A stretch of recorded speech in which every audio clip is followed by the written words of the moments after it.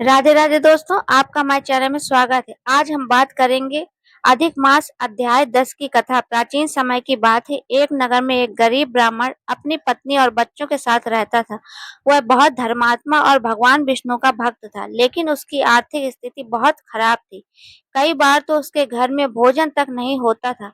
फिर भी वह कभी भगवान की भक्ति नहीं छोड़ता था। हर सुबह ब्राह्मण स्नान करके भगवान विष्णु की पूजा करता और कहता, हे प्रभु, मैं निर्धन हूँ, लेकिन मेरा विश्वास आप पर अटल है। एक दिन आप मेरी अवश्य सुनेंगे।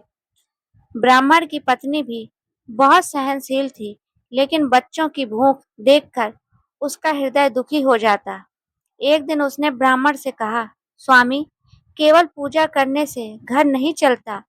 कुछ ऐसा उपाय बताइए जिससे हमारी गरीबी दूर हो। ब्राह्मण भी चिंतित हो गया। उसी समय नगर में एक महात्मा का आगमन हुआ। ब्राह्मण उनके पास गया और अपनी सारी परेशानी बताई। महात्मा मुस्कुराए और बोले, हे ब्राह्मण, अब अधिक मास आने वाला है। यह भगवान विष्णु का प्रिय महीना है। यदि तुम श्रद्धा से इस पूरे महीने व्रत, पूजा, दान और कथा श्रवण करोगे तो भगवान तुम्हारी हर मनोकामना पूरी करेंगे। ब्राह्मण ने पूछा, महाराज, मैं निर्धन हूँ, मैं क्या दान कर सकता हूँ? महात्मा बोले, दान केवल धन से नहीं होता, श्रद्धा से किया गया थोड़ा सा अन्न, जल, वस्त्र या सेवा भी भगवान को प्रिय है। ब्राह्मण ने निश्चय किया कि वह पूरे अधिक मास में नियम पूर्वक व्रत करेगा। अगले दिन से उसने अधिक मास का व्रत शुरू किया। वह प्रतिदिन सुबह स्नान कर भगवान विष्णु की पूजा करता, दीप जलाता, तुलसी को जल चढ़ाता और ओम नमो भगवते वासुदेवाय मंत्र का जाप करता।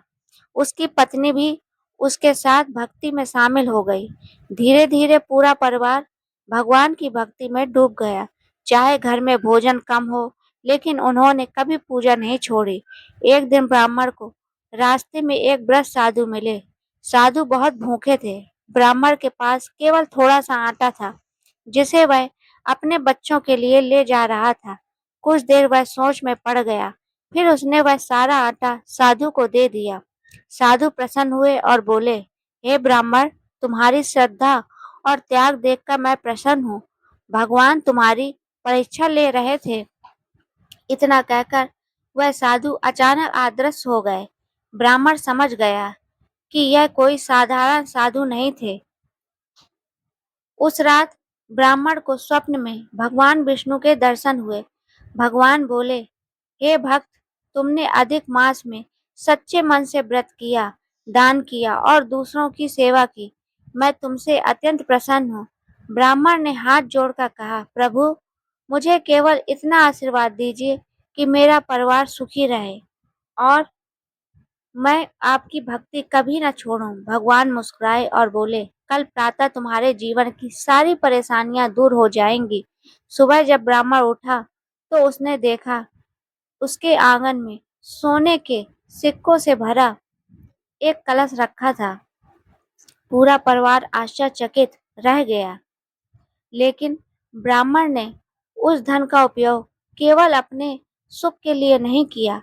उसने गरीबों को भोजन कराया, मंदिर में दान दिया और अनेक जरूरतमंदों की सहायता की। धीरे धीरे उसका घर सुख, शांति और समृद्धि से भर गया। नगर के लोग उससे पूछते, आपको यह सब कैसे मिला?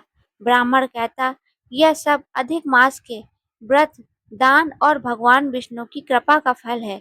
उस दिन से पूरे नगर में अधिक मास का महत्व और भी बढ़ गया। सभी लोग श्रद्धा से इस मास में पूजा और व्रत करने लगे। कथा का संदेश, जो व्यक्ति अधिक मास में श्रद्धा, संयम और भक्ति से भगवान विष्णु की पूजा करता है, उसके जीवन के दुख दूर होते हैं और उसे सुख, शांति तथा मोक्ष की प्राप्ति होती है। जय श्री हरि विष्णु।